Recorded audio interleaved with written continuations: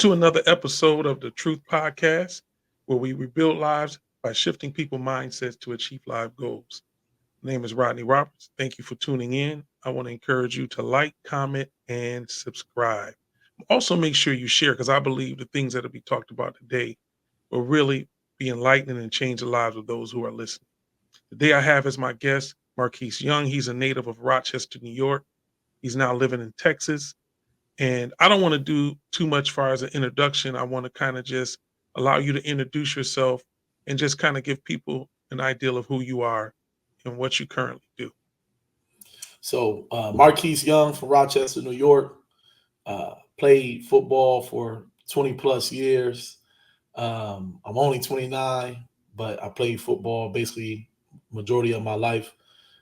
Grew up at Genesee Boys and Girls Club. Was always been an athlete. Played at basketball, soccer, football, floor hockey. Pretty much all the sports that was capable. I was capable of playing, and went to school number 16, and then for high school with the Fairport Red Raiders all day. You know, We're not uh, going to do that on here. Red Raiders all day. Raw comments all day. Got to be from the city to know what we're talking about. so, But but but yeah, so after Fairport, went to UMass and played some college football at a high level, and had an opportunity at the NFL as well. okay, And now I'm more focused on business.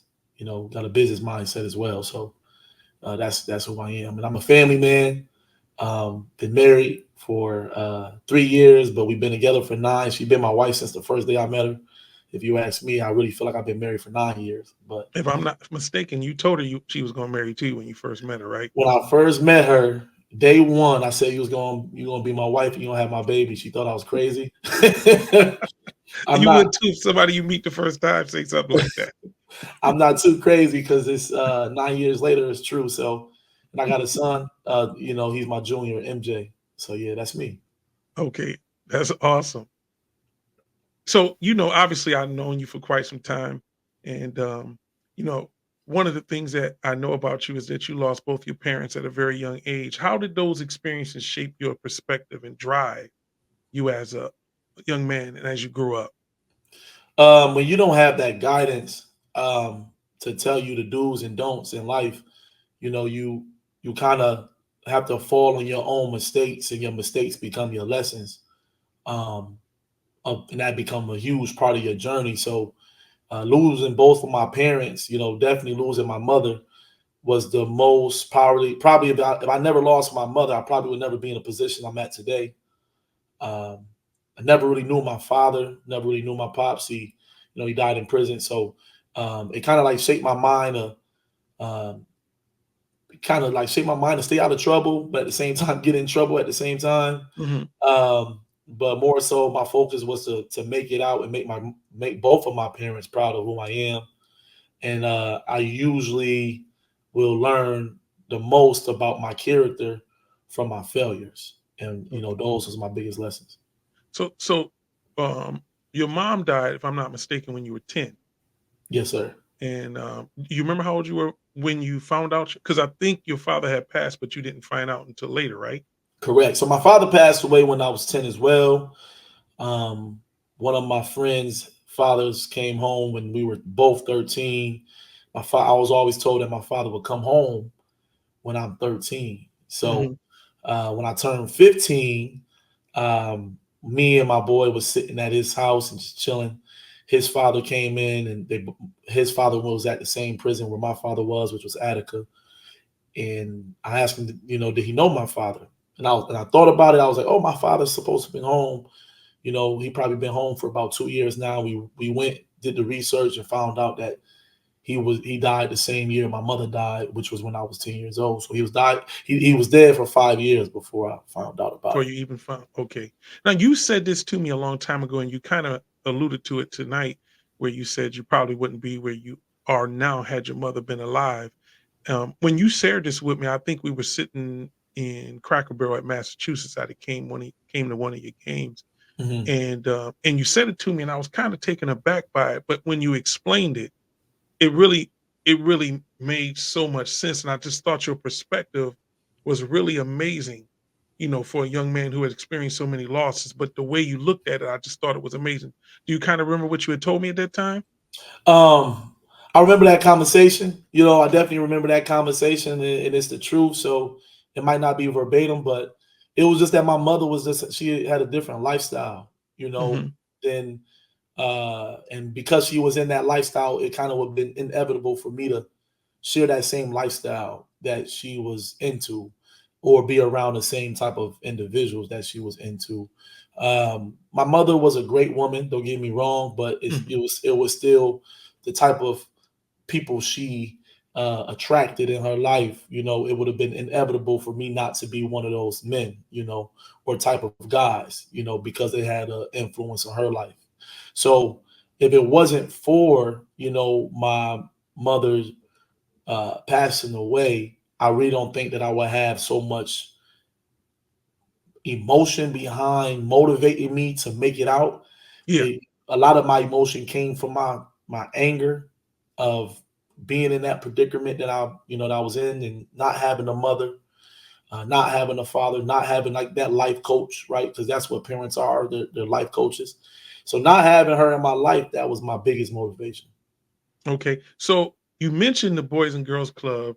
Um, how crucial of a role did the Boys and Girls Club play in your life? And can you share some experiences and mentors from that time that had a lasting impact on I mean, if it wasn't for the Boys and Girls Club, me and you would not be on this podcast right now, you? Yeah. So, I mean, the Boys and Girls Club gave me the opportunity to meet mentors like yourself, who played a huge role in me becoming a man, because I was raised by my grandmother. So, those attributes, what a man's supposed to be and how he's supposed to carry himself, I didn't know Hmm. what that was. I knew anger, and, I was told if somebody did something to you, this is the way you were supposed to respond, street code, et cetera, the principle, your name, your ego. But what you men taught me, you, Uncle Reggie, Bundy, taught me at the Boys and Girls Club was more so how to be a man, how to handle my emotions, and that I can't allow for a temporary moment to make a permanent decision on my life. So I learned a lot from, you men, and you family men, most importantly, because Yeah. all you men were married, you know, uh, two-parent household, while I'm living with my grandmother. So I had an opportunity to see what that looked like, um, in front of me. Man, I think that's amazing. I tell people all the time that God will send you the help you need to go to the places in life you really are destined to go. You just have to recognize it. Hmm. And I just think that's amazing that with all of that adversity, you were able to recognize it. It wasn't like you were perfect. You had your Hmm. challenges, and you probably made decisions that, could have cost you your life or whatever the case may be. Hmm. But you started looking at these individuals and you started saying, okay, that's what I want Hmm. versus, the life that I could have had. And I just thought it was amazing. You've always you always found a way to get refocused. Hmm. If that's a good way of saying it. Like, even Yeah. if you got off a little bit, you found a way to get right back on again.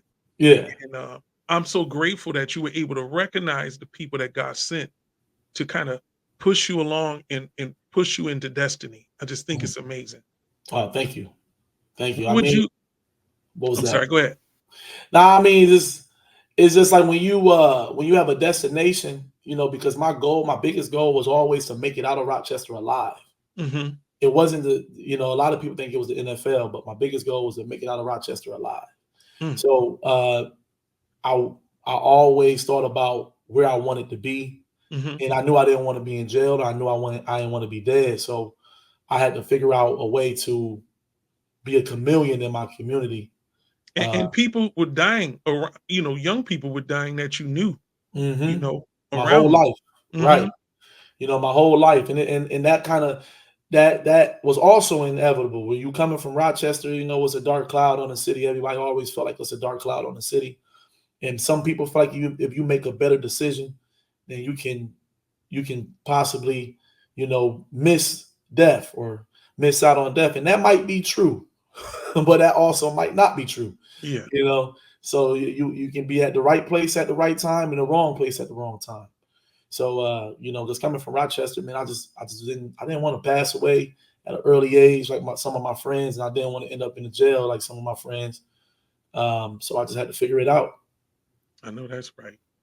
What, and this is intentional what I'm asking. What did a Reggie Smith mean to you?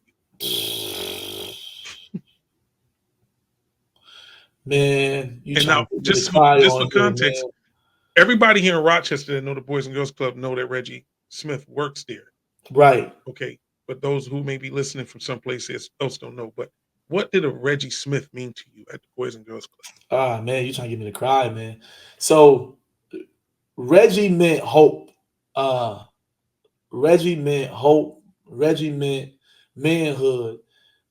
Reggie meant perseverance. Reggie meant no matter what you're going through, put your shoulders back, head high, and make it right.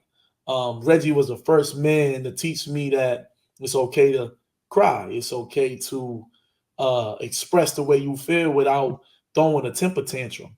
Mhm. Um, but he was also the first person or first man to discipline me too, and give me that tough love. So um, he definitely was more of a mentor, a father, definitely a huge father figure in the community. And I feel like the Boys and Girls Club, he is the Boys and Girls Club. Wow. I feel Mhm. like his he made a huge like impact on the whole community as a whole. Yeah. He touched so many hearts and touched so many souls. Like he developed us in our mindset, Yeah. you know. So when we didn't have that father figure or that person to go to, no matter what the conversation was, we know that we can go to him and we can trust him. Yeah. And he going like you said, he gonna discipline, he gonna keep it real too. He The gonna moment definitely keep it real. he gonna keep it real. The moment you hear that, say, bro, listen, bro. That's it right there, bruh. Come here. Bruh, listen, bruh. Come here, bruh. Hey, Booja, bruh. Get your life together. You know what I'm Yeah. saying? So, Oh, that's so funny because that's exactly what he says, bruh. hey, Come bruh, here, bruh. listen. Come here, bruh. Come in here. Let me talk to you. Ew, that is exactly. Listen, my son's Tyler imitates him all the time. He like, bruh, what's your problem, bruh? So that is definitely Reg. He's and you didn't probably notice, but me and Reggie, we've been friends since sixth grade. Wow, I Yeah, didn't we've know been that. friends. We've been friends since sixth grade. He's one of the guys that has been in my life the majority of my life. And Mm, I don't know if a lot of people knows that are here in Rochester, but he's been a blessing to a lot of not just boys, but girls at the Boys and Girls Club. And, you know, people need to give him his flowers. I know you do all the time, but I'm just saying people need to give him his flowers. But he also watched a lot of kids die in these streets that are coming through the Boys and Girls Club. And I mm-hmm. pray for him all the time because, there's no way you work there and be with those kids every day and they don't become a part of your family. Yeah, So, when we lost, especially the 5 kids a couple years ago that got shot at the club, man, that devastated them going to court every day, had to yeah, look at that video every day. yeah, These are kids that he watched grow up from 6, 7 years old. You know, yeah. y'all grew up with them, you and my sons, and was a real tough time for the Boys and Girls Club family, Right. as we like to, the 500, you know what I'm saying? Yeah, yeah, yeah. Talk that talk now. Hold The five, on. yeah, in the 500. And I'm gonna go back to that 500 All right. and how you rep the 585. I'll go back to that. Um, are you the first person in your family to get a college degree? Yes. Amazing. Yes. Amazing. So, lost both your parents, didn't know Mhm, your father had passed for 5 years until, he had already passed. You didn't find out for 5 years. Your mhm. grandmother's raising you, but she's not just raising you, she was raising other people. kids too, right? Correct. Who else? Yeah. Who? How many other kids does she have in the house other than you? Ah man, mama had a house full. So um He's like, I can't give you a number. I can't even give you a number, man, because she didn't only raise her intermediate grandchildren, Mhm. but she raised the block. So people were staying at the house from the neighborhood. Mama will feed man, mama raised the block. You know, Okay. she raised the block. So if I was to sit here and give you names, some people will feel disrespected that I ain't say their name, you Yeah, know. you ain't got to give me no names. That's why I said give me a number of people. Man, But the way you said it, it wouldn't be fair because you still can't give me the right number. I can't give you the right number, man. Mama is the grandma of the Now hood. I know this. I Yeah. know how proud she is of you Mhm. graduating, getting married, doing Mhm. everything you do. You know, Yeah. she cried like a baby at the wedding. I was at the wedding in Houston. I officiated the wedding, Yes, you did. and I was the first. You was the first boys and girls uh, person. I don't want to say kid because you're a man now, but that grew up there that I officiated the wedding. Marquis Sav would have been the first person, Yeah. but I had it's something already done. So Right. you got bragging rights in that sense, but Sav is like, nah, but I asked you first, you just couldn't make it. so uh so I don't want to go too far here, but obviously you go to Fairport High School, which is another major part of saving, I believe saving your life because it took you out of the environment in the Mm. city for a good a couple hours a day. And I believe at some point you stayed with a family out there so you wouldn't have to kind Yeah. of go through that a little bit with me. So, I want to say like the streets kind of like I said, a lot of my principles, my values, I learned from the streets. So, Hmm. um, and when you kind of come from that street mentality, is more so like that's your family. You know, the streets your family, and there's some things that family feud. You know, sometimes the family feud or family might get into it with another family, and you got to protect your family, right? Yeah. But the Boys and Girls Club, Genesee, that was my family. And when I feel like somebody was trying to get in the way of that, because I didn't have my parents in my life, the bond that I had with those men and women at the club, I was very protective of it. And then it just kind of turned a little street. So when it got that way and people start, bodies start dropping around you and you see it and you going through it, it wasn't it kind of like became the norm for my mental and other people mental. Like we wasn't scared, but it was more so our family members were scared Yeah. and wanted to protect you from what can possibly happen to you, Yeah. right? Because we always say where we come from, a bullet don't have a name on it. Well, I also know, and you probably don't, I don't know if you remember this, but at one point there was a hit out on you. You Yeah, remember that? And they yeah, brought some people in from out of town yeah, to try to execute that hit. So, God's been good. yeah. God's been real good to me, man. I would definitely say that God's been real good to me. And you right, yeah. I mean, it's just at the end of the day, things happen Yeah. that you wish you would have handled in a different way. And there's things that happen where if you chose a different way, then you possibly wouldn't be here. Yeah. So, so I mean, when it come down to it, so y'all end up going to Fairport for a summer, when it got kind of crazy, um, and I could have lost my life. I went out there for a summer, stayed out there with a family, a great family, the Fosquette's family. Hmm. I name dropped them. They took real good care of me, real good care of me. Um, her son was an offensive lineman. He was a guard, Hmm. and he was a big boy. If you don't know what the offensive guard is for you, for other people, man, he used to eat really good. But when I got there, I ate so good. So they used to go shopping, 3 or 4 times a week because me and my boy Fosquette, we call him Richie. We'd Yeah. be we'd be in the kitchen and tearing up sandwiches, man. She made me my first manwich. If y'all know what that is, that's a man sandwich. She made my first manwich, so it was cool, man. They was a cool family. All right. So you go to Fairport, you are running back for Fairport. Mhm. It's funny because we used to laugh when you were younger.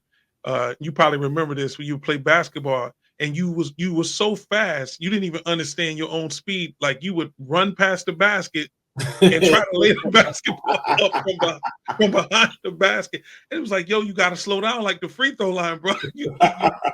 Because people don't. When I say how fast, what was your top 40 when you ran the 40? Let's my say in high top school. my top 40 wasn't, yeah, that was hot 4.3. I ran a 4.3. Yeah, so that gives people an idea. How come you was running past the basket? You would break down the whole team. I ain't have to slow down at the I have to slow down at half court. Yeah, you can't. Well, I not have free throw line. not the free throw line. That's what it was. That was the joke. They was like, "Hey, bro, you got to Uncle Reggie say, hey, bro, slow down at the half court line, bro." Yeah, because we used to laugh like he don't broke the whole defense down, the whole press, and he got all the way to the basket, and he's trying to lay it back like this because he don't ran past the basket. But yeah, you go to Fairport, you're running back out in Fairport. What did you play varsity all 4 years or just two? so I played JV 1 year, Mm-hmm. but when I played JV 1 year, I was a freshman.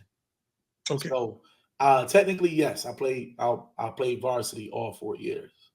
So they found out real quick you didn't belong on the freshman team. Yeah, real quick. Yeah, real quick. All right. You graduate from Fairport. Mhm. You go to prep school 1 year. Yeah, I went to Milford Academy prep. Okay. Shout out to Milford, Milford Academy. shout out to Then, Milford Academy. then you go to UMass. Then I go to UMass. UMass. Kind of talk about what that experience was like going to play at a Division I school. Well, first of all, for all you doubters that was out there that said I was never going to make it to college or NFL, hello, I did it. Appreciate your support. Um, but I mean, when I went to UMass, it was more so. It was surreal. It was a surreal moment. Like I said, coming from where we come from, everybody, Yeah. the losses that we have taken, and then having an opportunity to be the change in the community, and repping your whole state, your whole hood, the whole 585, having the opportunity to do something special. It was special. Mm-hmm. I walked my first time walking to class. I'm in the middle of the campus crying every step. Wow. Just couldn't believe that I'm actually in college and I'm alive. Mm-hmm. I'm alive and I'm walking to class in college. I'm taking a college course. I'm actually taking a real college course class, Yeah. and I made it. So I was really emotional. And I mean, I just really appreciate UMass for believing in me. Um, and I mean, yeah, it was just real. It So was just real. then that means you enjoyed all your whole time there then, actually. I enjoy every minute at UMass. I enjoy every minute, every college experience that you can have. I had it. I had a lot of fun at UMass. I made, some of those men were groomsmen in my wedding. Yeah, I Yeah, remember. and we have a tight bond, and we call ourselves the Honor Code Brothers. You Okay. know, so we call ourselves the Honor Code Brothers, and we very close. Some of us had NFL shots. Some of us are still playing. Some of us are businessmen now. Some of us are lawyers. So it's kind of cool to see how that circle, how close we are and how much of a network we have with each other and how we can help each other in different areas in our life. Yeah. A lot of people don't know that to this day. Uh, 4 or 5 of my best friends are from college. It's a bond that, and it's like that in high school, but it's not the same. You may have Mhm. 1 or 2 people, but when you get to college, it's like we all suffering together. Yes, We they all ride don't. for each other. Listen, I ain't got no money, but guess what? I got $10. My friend got $10, and we all gonna try to eat with that $10. You know what I'm You hear saying? me? And it's the same. Like so your one homie might have the car. Yep. Your one homie might have the gas money. Yep. Your one, your one homie got the card that can get y'all all some food. That's You right. know, so you stick together. It's not like you left the hood. You know, because college is kind of gritty. Yeah, You got- it really you- is. And you- people think because you had a Division I school that, you're not eating like all the time. It's 11 o'clock at night. There's no way for them to get food to you. And mhm. you gotta and there's also been changes since you've been out of college that has A kind of lot of addressed them. those issues. You know what I'm Right, saying? right. So, So nah, you're right. They just don't understand, man. It's different because you learn adulthood when you in college. You know, some people might. A lot of my teammates was on the full scholarship, but just because they wanted to make sure they can eat at night, they got a job. yeah. You know, so yeah. Go to kingdomandwill.com. It's the ultimate destination for casual and stylish clothing that represents your love for the kingdom. I personally vouch for the exceptional quality and comfort of their apparel. That's why you'll see me wearing their shirts during my podcast episodes. So whether you're looking for everyday wear or want to make a statement, Kingdom and Will has got you covered. Don't forget to use the discount code The Truth for a fantastic 15% off your purchases. Join the kingdom today and embrace your style while representing the kingdom. That's kingdomandwill.com. So check this out. You probably don't remember this. You go to Indiana to play against Notre Dame. Mhm. Do you remember what you said to me about that experience when you Before or after the game, because I spoke to you both. okay, so before the game started, you went into the stadium Uh-huh. and you just looked at it and took it all in and was like, I can't believe I'm here. Now And look, you was like in tears. Like people don't really understand what this experience meant to you. yeah. And then you scored a touchdown and you called me. Like the whole thing was bananas. Like, can you kind of relive that? If I don't even know if you remember all that, but I do. I do. What I want to say is that, man, when I went, so I'm gonna tell you, I'm gonna go back. Um, we had the senior running back. His name was Jamal Williams. mhm, Um, Jamal Wilson. So Jamal, it's probably like 2 o'clock in the morning, and I'm knocked out. We both knocked out, and I had a dream that I scored a big touchdown, but it wasn't the touchdown that I scored. It was more so like the game-winning touchdown or overtime touchdown, and it was only like 6 yards, like a small touchdown. But I was excited about it. I was ecstatic. So I woke him up in the middle of the night and I told him, I said, "Yo, big bro, big bro, big bro." At this time, I wasn't really playing like that, you know. mhm. I said, "Man, I had a dream that I scored in the game." And he said, "Boy, you better score in this damn game tomorrow after you just woke me up to tell me."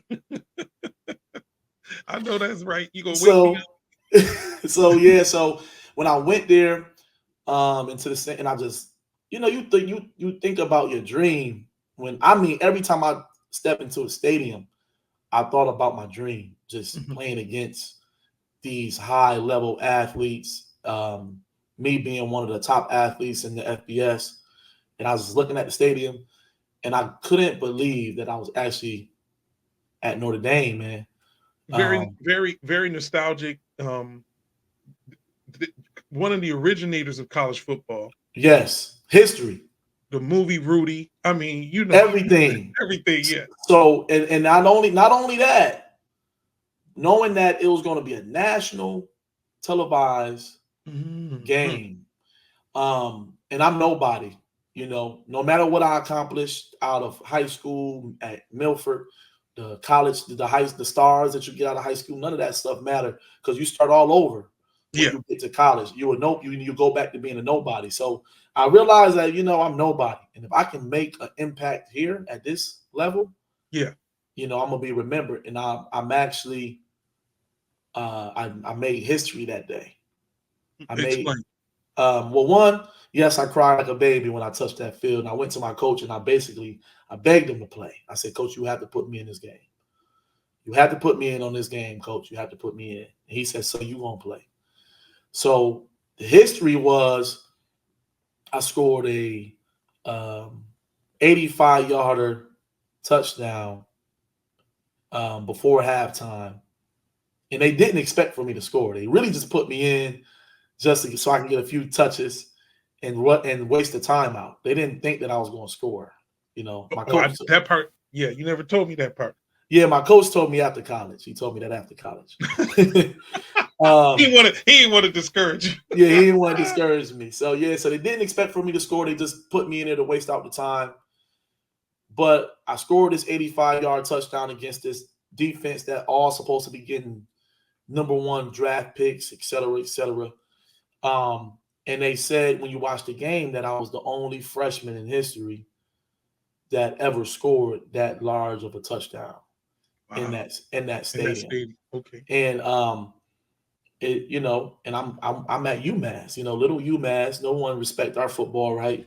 Everyone respect Notre Dame more than us. No one thought we would score. No one thought we would put up a fight, and we did a really good job. Nice.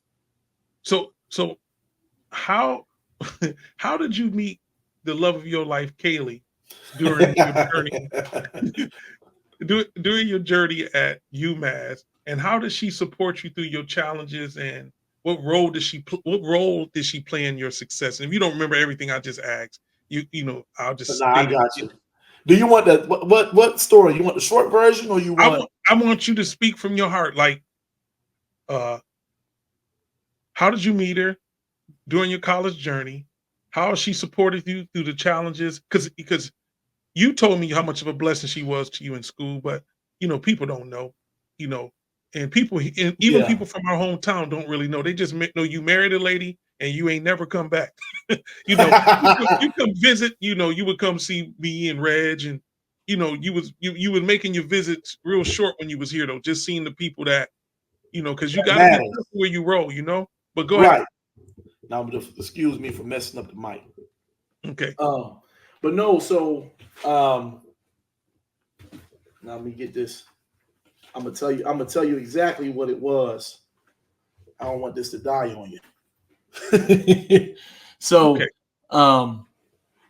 the biggest thing is, man, when I met Kaylee, it was my 21st birthday. Hmm. It was my 21st birthday. Yes, I was turning 21 in college. I went to prep school. Y'all leave me alone. But I was turning Hey, 21. bruh, you know how many people take 5, 6 years to finish college? But never mind. We listen. My thing is, as long as you finish, you know what We I'm saying. good. Yeah, We good. We good. finishing is So better than starting. Everybody can get started. Everybody can't finish. Go ahead. yeah, I know that's right. So let me plug this in. So Kaylee, um, Kaylee, man, my wife is very, very, very, very, very, very, very, very beautiful. You know, Mhm. and my boys, they told me, man, you turning 21, we having a party. And I was like, nah, I don't want to have a party. It was like, man, they're in the football team, so they said if you don't have a party, you're gonna sleep outside, you Okay. know. And I was like, all right, we're gonna have a party. So anyway, I blasted on the internet and I come up with a crazy party theme, thinking that nobody would want to come. And I said that the party would start an hour after I Hold on.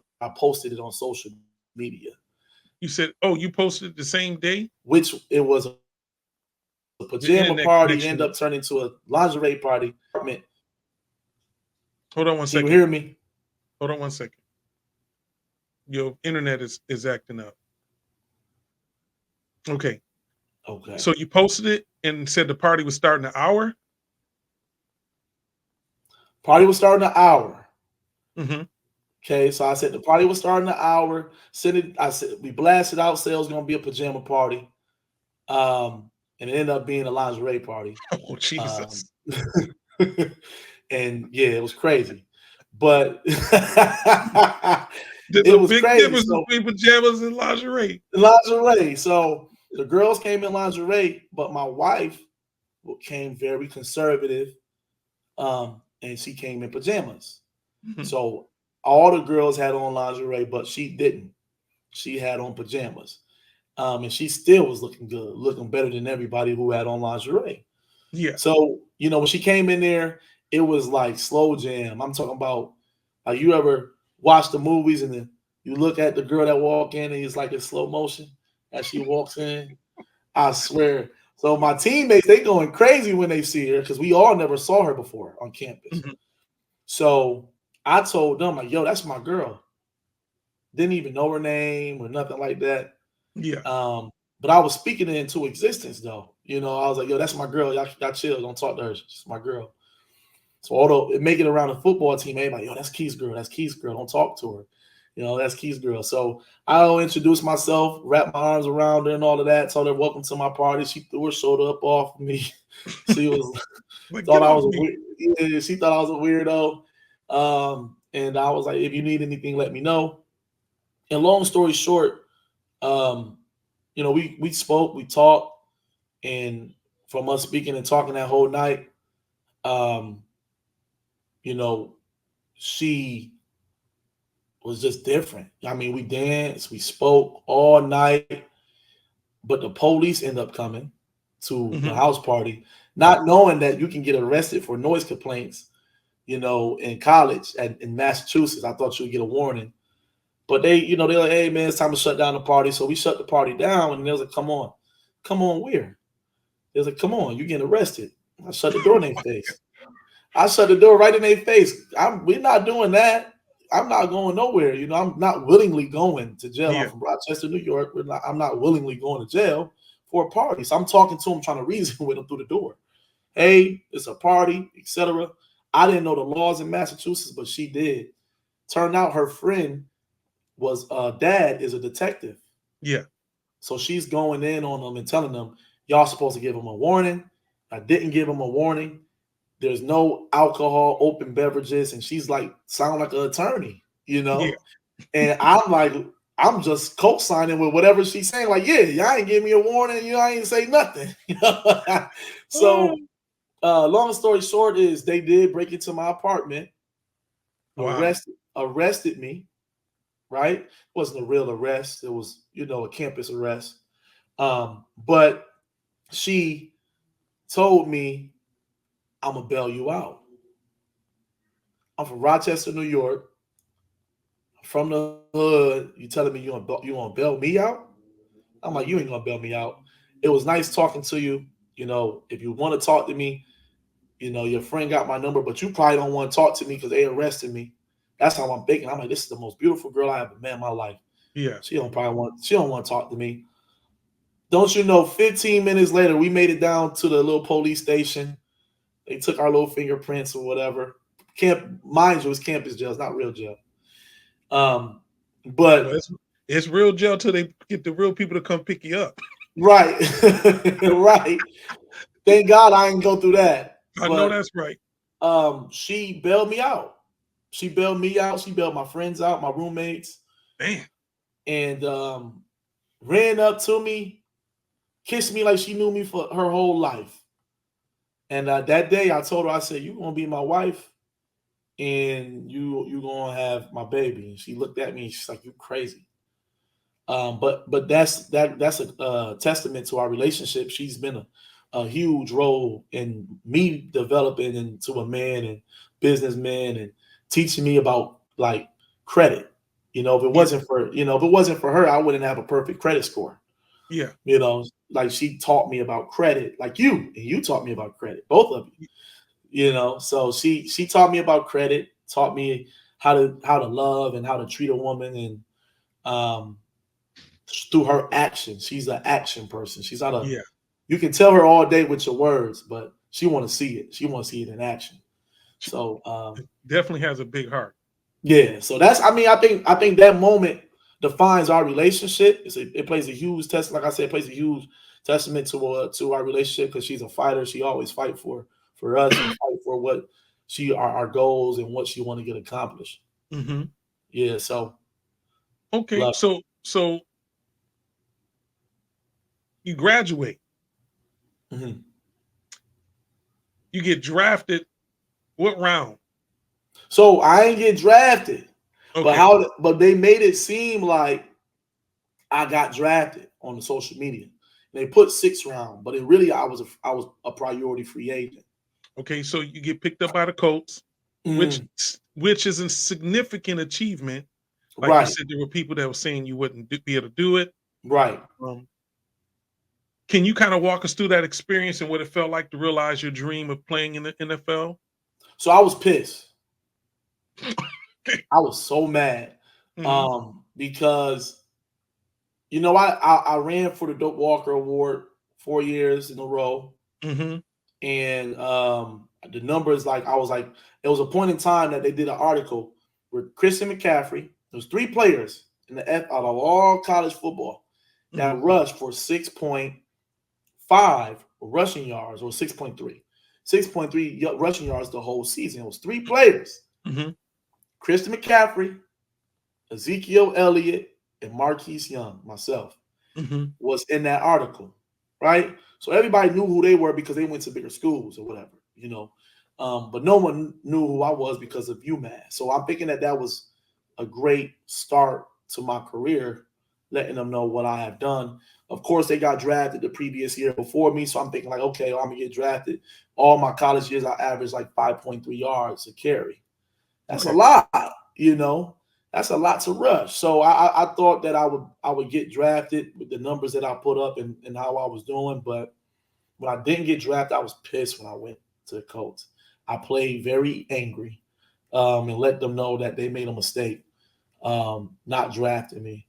And it was good that I did that because it got me recognized and it got me on the team and gave me a shot with the practice squad and stuff like that. And I appreciate them. I appreciate them giving me that opportunity. So um, it was it was still crazy to be in the locker room with some of the people that you seen on TV. I think the nicest person in the world is Andrew Luck. That dude Hmm. is the nicest person in the world. Um, but he really ran the coach, though. He really was the coach, if you ask me. Wow. You know, Andrew Luck ran practice. You But he know, was he was he was so when you say the nicest, because sometimes people can be a little, if you're not a superstar or if you're not this type of person, but you're saying he was nice to everybody. nice to everybody. Nice. It don't matter who you are. He's nice to the punters. He's nice to the people, the equipment manager. He's nice to everybody. So he was really genuinely a nice dude, like for real. And he helped me with the playbook and everything. Wow. Yeah, That's always good to hear, because you don't know people, but by you see on television. So it's good for somebody to just be able to speak to the character of a person. Now, yeah. you call me, you say I'm about to get married, and I'm like, okay. First of all, when I get to Houston, because you had your wedding in Houston, Right. man. First of all, I'm trying to just kind of put it in perspective because I was so excited. I had met Kaylee, and you knew from the moment I met her and you introduced her to me, I thought she was just wonderful, Right. and I told you that, like, Right. You did. don't mess this up, Right. you Right. know. Thought she was wonderful from the jump, and you call me, you getting married, and what did it mean to you to marry the very girl that you told at the party that you were getting arrested at? Well, when I told her, what did it mean? Go ahead, my bad. Yeah, what did it mean? Like, and I can't say when did you know because you said it the first day you met her. But what listen, I watched you cry at the wedding. I saw how happy you was. I saw it was the wedding was amazing. You Thank know, you. it Thank was you. amazing. You brought the whole hood of Rochester down to Houston. That's right. Um, what did it mean to marry her? What did it mean to marry the person that you believe that I say God sent into your life? What did it mean? Because y'all So still my, together. So you, like I said, parents are life coaches, you Yeah. know. So the nurturing of a woman is very special and unique. And Mhm. just in college, just how she used to cater to me, you know, to my every need. Didn't really complain. You know, football games. I mean, she worked. She went to school and worked full time. She worked for the state, um, and she wouldn't complain that much about pretty much nothing. You know, she get up, work, go to the DMV at the DMV at that, then come home and be a 4.0 student. Okay. Help me with my homework. Um, help me get ready for class. Massage my body after football games in the middle of the night. Um, feed me at 7 o'clock, but if I'm hungry at 12 o'clock, make me a sandwich. You know, and then at the same time, under that same breath, if I was to play with her, she'll put me in my place. You know, Yeah. so it was just a perfect balance of what I feel like I think I'm looking at her and I'm not even thinking about myself at the time. I'm like, you would be a great mother. You would really be a great mother. Like you would be a great mother to my kid. So the way you treat me, you would treat my kid with the love that I was missing. Wow. And I and that it meant so much to me that she had that nurturing naturally into her, and everything that she touched Yeah. doubles. Everything that that woman touched doubles. I mean, whatever she does, because of how detailed and organized and everything she is, it automatically improves. You know, so they say give what's that saying? Give water. You if you water a flower every day, it will grow every day or something like that. Yeah. Man, if she give a flower water once a week, it's gonna grow more than it grow if you give it every day. Wow. You know, so it And meant my it wife when meant she met her, a she lot liked her to right me. away. Say it again. I'm sorry. Say the last part you said. Yeah. No, I said I knew she was my wife right away. Oh yeah, Right you got away. that one right the first time. The first time. Yeah. And my wife, she One and she done. when we had went to eat with y'all, my wife was like, Bougie, he can't mess this up. I said, he ain't gonna mess it up. Cause you was, which Michelle was like, you was picking on Keely. I said, Bougie just like to aggravate her a little bit, but she know him. And Yeah. but I told her that's what you do. That's part of your love language, aggravating people a little bit. Just a little bit. Just a Yeah, little just a little bit. I gotta make sure I gotta keep you on your toes a little bit. bit. Yeah, just a little bit. But she adapted. Kaylee Kaylee adapted, man. She don't play.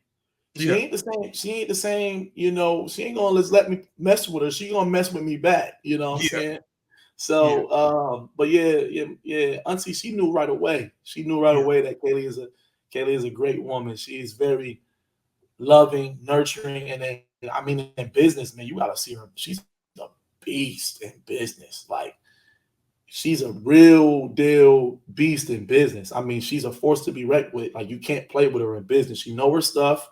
yeah, She basically know the book. She knows the book. yeah. She knows the book. It's it's I it's, mean, we it's was in business for three. your volume is kind of messed. You was in business for what? What you saying? You said you was in business for 3 years. Can you hear me? Was in business for so we've been in business for 5 years. But I'm saying, yes, I hear you. Hear me? Yeah, I hear you now. Go ahead. So we were okay. Perfect. So we've been in entrepreneurs for 5 years. But Hmm. the first year of us being in business, she gave us a perfect business score credit. Um, very fast, Hmm. like it was nothing.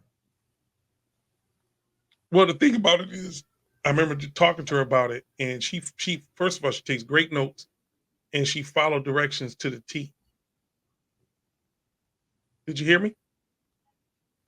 Hmm. Okay, Yeah, I heard so you. since you took us to the business place as the owner of MKM Brokers, what inspired you? in Kaylee to start your own business in the Medicare space? And and then what challenges have you So faced what as it an was, entrepreneur? uh-oh. I mean, the biggest one, let's talk about the challenges first. The challenges of becoming an entrepreneur is because yes, you do work for yourself. You can start work whenever you want to, but because you can do it, don't mean you should. Yeah. So being disciplined enough to, being disciplined enough to actually treat your job. If I think Jim Quick said this. I mean, and it might not be Jim Quick, but he said, there's a quote that says, if you can't work harder on your, for someone else on your job than you do on yourself. Yeah. So when I heard that quote, I'm like, I'm not about to work harder for a sports team or a corporate job than I will work on my own business. You know, so I think the biggest challenges was making sure that we can remain disciplined, making sure that we follow in the compliance of the business. And the biggest challenges is looking for people to enroll into Medicare. At first those were the challenges. Now we have, of course, those things are easy. We blew past those things. And what inspired us, what inspired Kaylee was me, because I was in insurance for 3 years before she was. I was a life insurance Mhm. um, agent. Uh, with football, doing football and COVID, I just wanted to prove to myself that I was more than an athlete.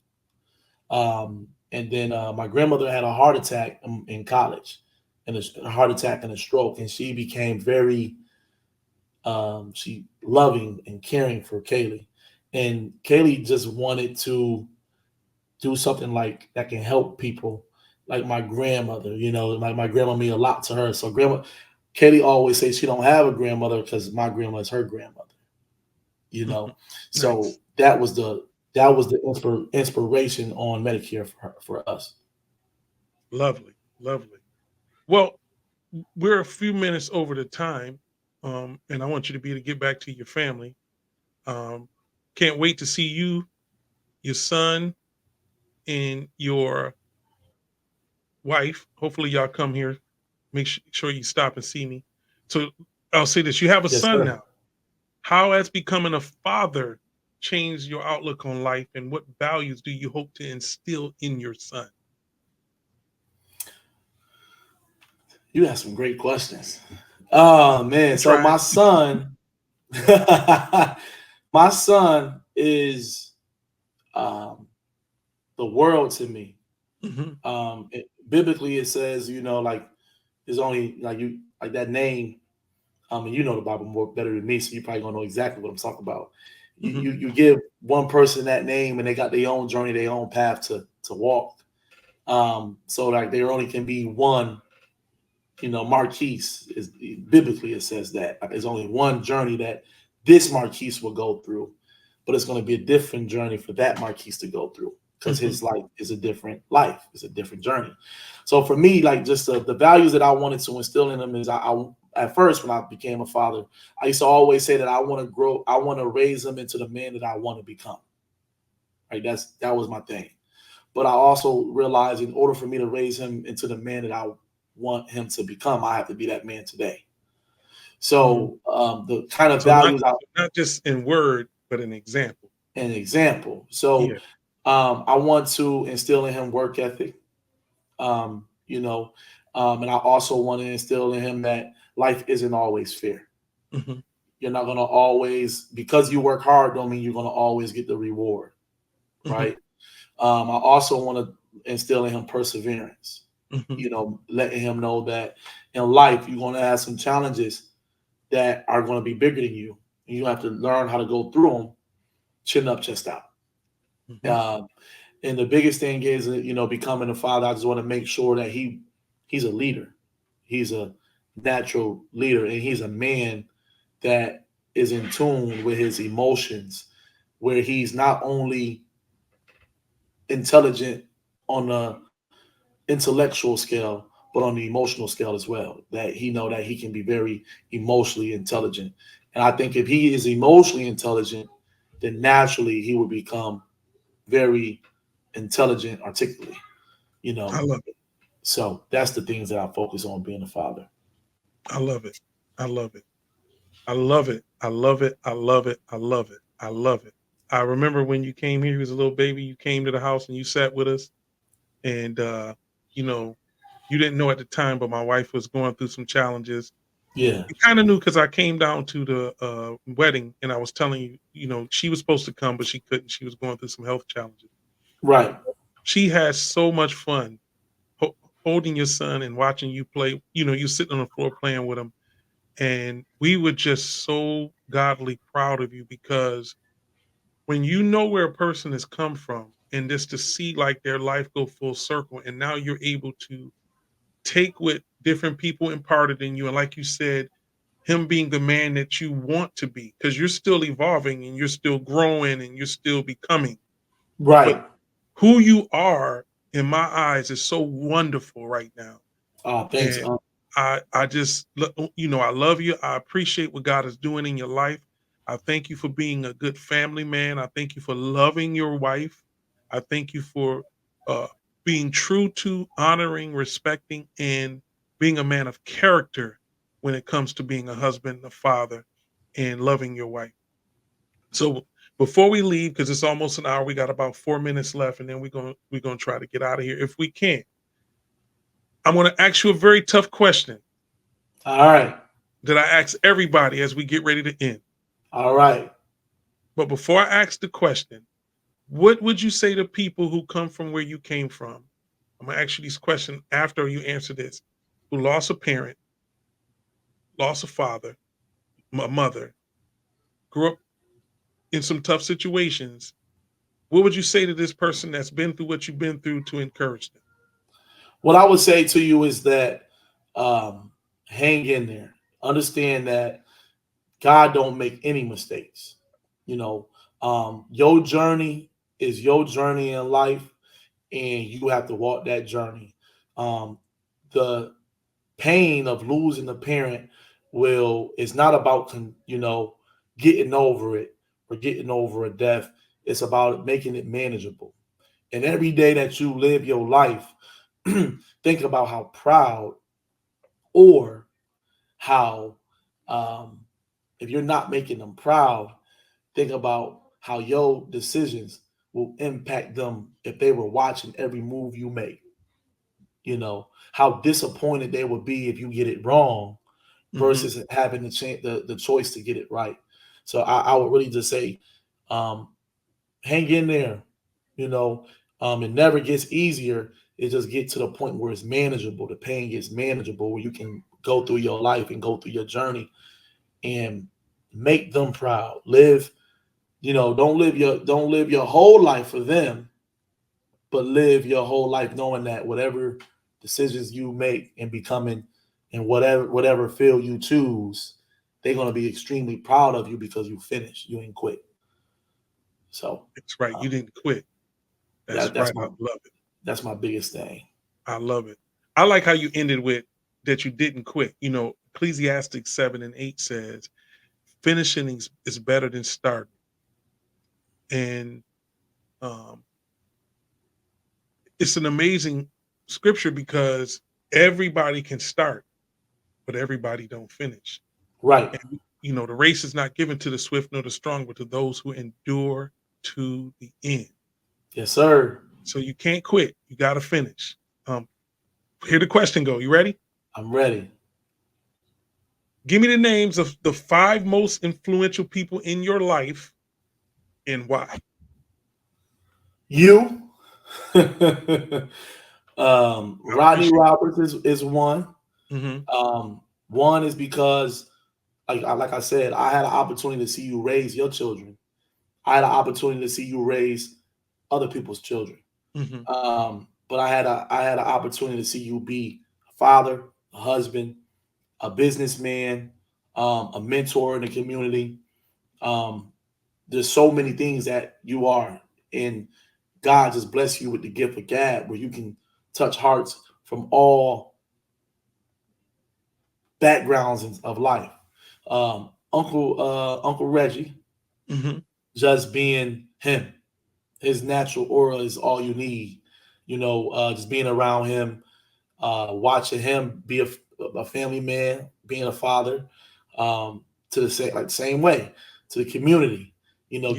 Giving, teaching me to give back. Even out here in Texas, I give back. So watching you men just be men.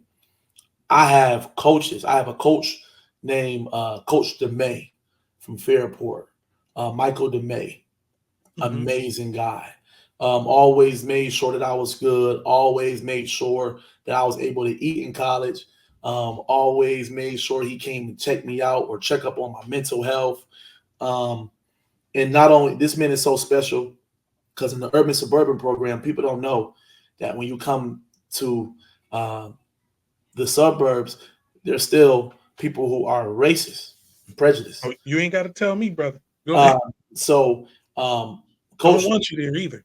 don't want you there. So Coach DeMay is not a black man. Even though his name is Mike, he act like a brother, but his name, he is a Caucasian male, and every day at school in high school, we used to get off the bus around 7:15.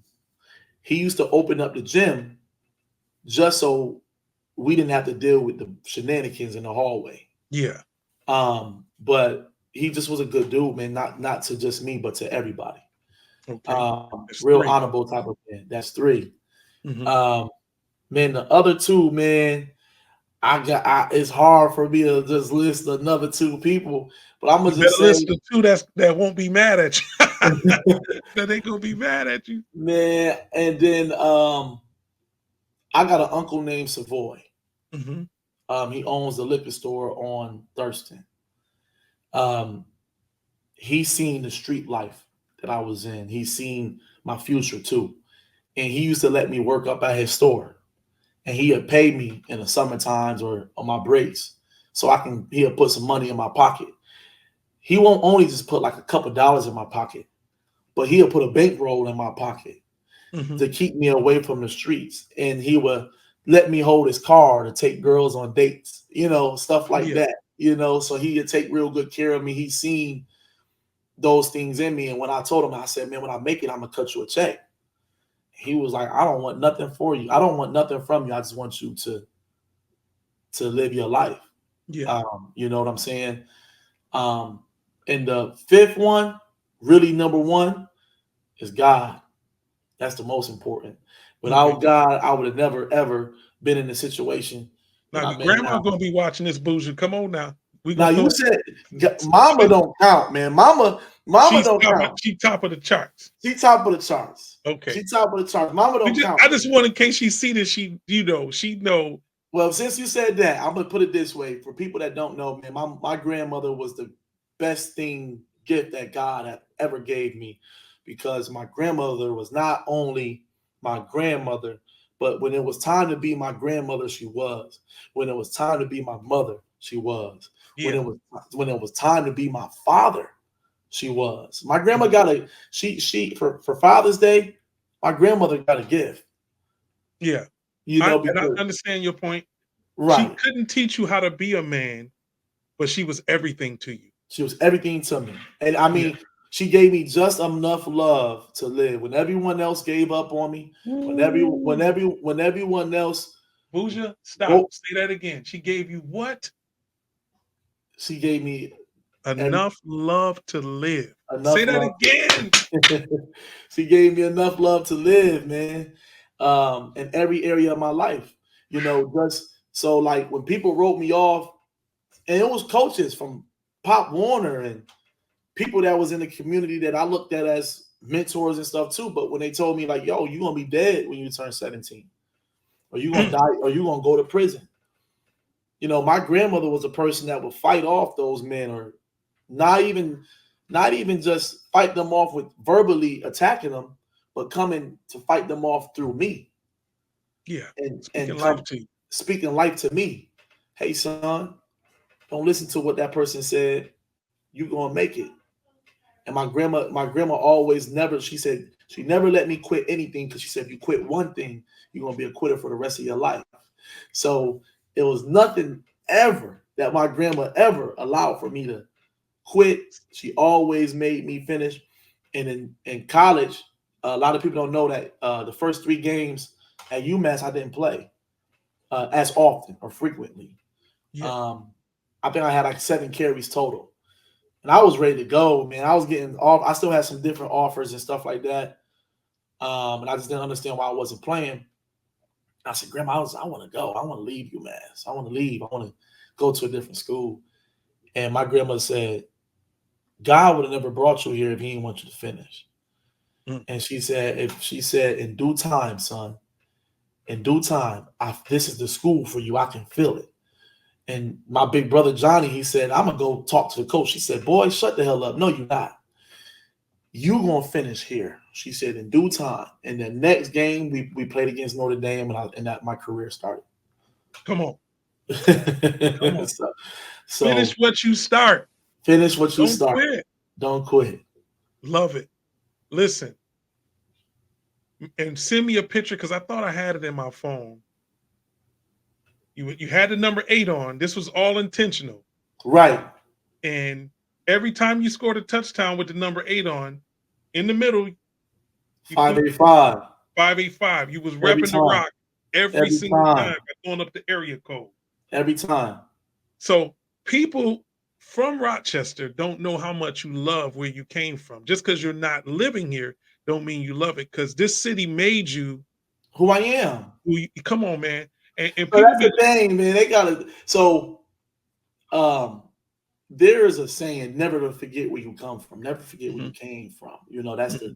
the saying. And the thing about it is you're never gonna forget where you came from Yeah, because um you also don't want to be a product of your environment neither though. I know exactly what you mean. So at the end of the day, yeah, I'm from Rochester, New York, 585 all day. My area code on my cell phone, you call me today, is still 585. I'm from Never Rochester, gave your New York. number up. That's right. Never Let gave my everybody, number up. every time you Same pass your number. number out to somebody, I'm from It's, the rock, I'm baby. from the rock every time. So Yeah. at the end of the day, I mean, it's just like life goes on. There's other things. And the biggest thing is if you're in Rochester and you're listening to this, understand this. Life is like a fishbowl of where you are. Hmm. So we all wear the same shoes. We all wear the same clothes. We all say the same sayings. We have the same slang. And in that fishbowl, how can you grow if you're doing the same thing over and over again? Hmm. So in order for you to change and grow, you need to step outside of that school of fishes. Let's stay with the fishes. If you need to step outside, go somewhere else and develop yourself in a different environment. Who knows? I might not be in Texas for another 10 years. I might move somewhere else and I learn all I need to learn from Texas and move to California, which I won't. I can't stand California, but I will move somewhere else. For those who are watching, he didn't mean that. I need you. I get what you're saying, though. We throwing California under the bus. My man, Pastor Hayes, might be watching this from California. Well, Michelle shout might out be. to Pastor Hayes. Okay, there we go, Pastor. He fixed it. Pastor Hayes, he fixed it. So listen, we got to go. Listen, I love you. Thank you for doing this for me. And I Absolutely. believe that you are inspiring people and changing lives, mostly just by example. And, you know, the biggest piece is if you don't leave where you are, you need to leave where you are. Mm, You mm. understand what I'm saying? Yes, sir. Because I've been here my whole life, but this hasn't been here my whole life. I need that, huh? Yeah. I want to say this before you hop off of here, Okay. because you don't like for people to give you your flowers. You are probably one of the most influential inspirations out of all of Rochester. And it's okay to be that because God gave that to you. Your responsibility is to serve. Hmm. All of our responsibility is to serve. And you serve at such a high level in Christ, in the community, in your fatherhood, in the husband. There's everything that you do that is very meaningful. So accept the flowers, man. We love you. It's, you know what it is. I believe what you do secretly, God will reward you openly. That's in Matthew chapter 6, I believe it is. And so sometimes people be like, and believe it or not, they've said, "Well, what do you do? Because we don't see what you do." You know what I'm saying? But I don't do anything to get praise because that will be my reward. I want my reward from my Father. So Amen. it's okay to celebrate people, but at the same time, some people that's all they do stuff for. Right. You feel me? Right. So, you know, people don't know that you and a host of other young men, like I shared with somebody I was interviewing the other day, and they were talking about, well, so what do you do? And I was like, there's so many people that I work with that I'll never tell you about because it's not about me getting glory from it. Right. I love it, and Right. without us talking about anything I've helped you with, you know, you matter of fact, you called me what, Monday? Monday. I got a question. I was asleep. It's like, all right, hold on, let me get my mind right. And I sent you some stuff so that you could, you know what I'm saying? So they don't know how many families I fed. They don't know how many people had their RG&E turned off. They don't know how many people kids are in college that I've helped, but it's none of their business. Yeah. And I Because want what you to know mm, that God is good. So after that phone call, um, we called the business and we've been an S corp for 3 years and we haven't know it. We didn't even know it. let's go. So they backdated everything and God is good. Yeah, so and it's nobody business what we talked about, but you see what I'm saying? And Right. I'm not gonna say, "Oh, I'm sleep, call me back." No, let me wake up, give me a second, get my mind right. Now, what you asked me again? So Man, I after that, appreciate it, man. It's just the biggest thing, like you said, because I'm the same way. There's things that I do out here um that I don't need recognition for. yeah, I don't need you to recognize me for the things that I do. And I don't and I'm also not the person that's gonna pop my phone out and post it for yeah. likes, Well, you and know? you and to me, I feel like it's exploitation. If I Hmm. go and feed people under the bridge who's Hmm. already in a tough spot, why do I need to show you that I fed them? Why Right, should I? Why should I? I should make sure that I go there and leave them with their dignity, right, not using it as a promotional opportunity to say, "Look at what I've done." So right, you know, same thing. We fed people for holidays. My wife especially was so big on it, but we never bragged on it. You know what I'm saying? right, Because God will reward you openly. right, What you do in secret, He will reward you openly. So right. I appreciate you. You always so-called, give me flowers or tell me how much you appreciate. And I'm not comfortable with it because that's not the reward I want. My reward Yeah, is from Him, and then my reward is to see you be that husband, that father, and that successful businessman. And to know that I've had some imprint in the DNA of all of that, that's enough for me. that's what's up. You know what? I'm gonna leave you alone, because I'm always coming back. I'm gonna come back at you, but I love that. I love you. I appreciate you. See, your And last name is Young, but I can look at a young man that's in Texas and see Rodney Roberts. okay. You understand what I'm saying? Yes, sir, I do. And to know that at some point, and I'm know Reggie's the same way, that I've had an impact in your life, that's enough for me. And then what God will do is He rewards me openly. So, there's a scripture that says you have not many fathers, but then it says, um, but I'm your father, and the passage is talking about because I begot you through the gospel and led you to Christ, right? So you become a part of somebody's DNA to the point where you don't even realize you have followed them. So Paul told his students to follow him as he followed Christ. Now, here's something that's amazing about that word follow there. is translated in the Greek to imitate. If I see a young man imitate me because I influenced him, I won. You understand what I'm saying? So 100%. imitate me as I follow Christ. Imitate me as I father. Imitate me as I sow good. And if I sow good, I don't have to be weary and well doing, for in due season I shall reap if I faint not. So he's been blessing me. Man, I love you, man. Always. Love you too. So Always. proud of you. Tell Kaylee I said hi. I think you already told her earlier, but tell her I said hi. I can't wait to see your son. I ain't seen him in a while.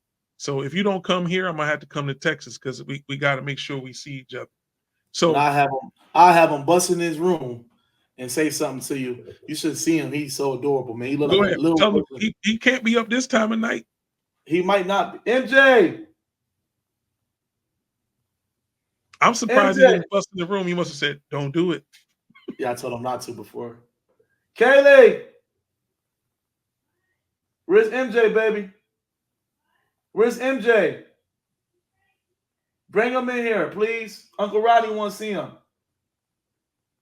So we'll probably edit this out, but nevertheless, we may not edit it out. Come here, big boy.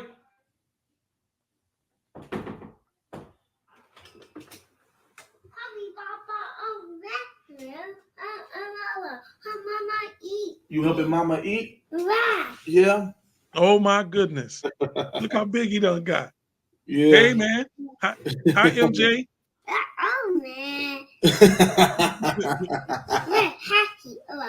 What you talked about? Hmm? Yeah, whatever. Okay, Bougie, we about to roll. I want to thank everybody for watching another episode of the Truth Podcast. Make sure you like, comment, subscribe, and share. And remember, ye shall know the truth, and the truth shall set you free. Love y'all. On the next episode of the Truth Podcast. The summer going to my freshman year, I came back to Rochester. I was 215. People thought I was LeBron. Rollick. My mom was like, "What you been doing?" Yeah, I've been in the weight room because this is how life works. After I did that, I was home for 2-3 weeks. I didn't lift one weight. I went back to Rutgers skinny, and then I had to start it up from the program where we left. So they like, "Oh, put 230 on the bench." 230 on the bench. People don't know you can get out of shape in a week. Yeah, in a week. You know what I mean? So they was like, "Oh, you ain't lift a weight." And I struggled. In the first couple of games of college, I struggled. The speed, the physical stuff, the mental stuff, I struggled. Until I had to come back and go on a Dewey and play basketball. Cook and Spank, I love them to death. Like, yo, bro, what you doing? That is crazy. I didn't know you know Cook and Spank. Yeah, they used to lock us in the gym on Pierpont. Everybody. John Ivies, they were younger. Torrance Dyke, they were younger, so they had to sit there and watch. Me. You know, I went to high school with Spank. Okay. I went to Boys and Girls Club. Mm-hmm. I was working up there when Cook was there. Right. Me and Carrie, which is their brother that passed away, we was in the same grade all through high school and middle school. Mm-hmm. So it's crazy how people know each other. They don't get enough credit, man. You know, Spank was a tough point guard too, man. Yeah, that's what they said too. Cook too. They don't got a lot of credit. Like Turbo was in there. Like Turbo was at that point in junior college, nice. Mm-hmm. Like, you know, so it was like Ruben Balcom, Zedrick Wilson, we call him Squirt, you know, those guys. I know everybody you name it. They used to lock us in the gym and we'd be in there literally fighting. Like I've seen like punch each other in the face and still pick each other up and play. Then we'll go to McDonald's, have $10 a piece, get a double cheeseburger, mac sauce, cookies, chill, go to Edgerton, 2 a.m, go play. Then I'll wake up at 5:30, get ready to get in my coach's car. Like I really needed this because if I didn't have this, it would be no nothing. Yeah.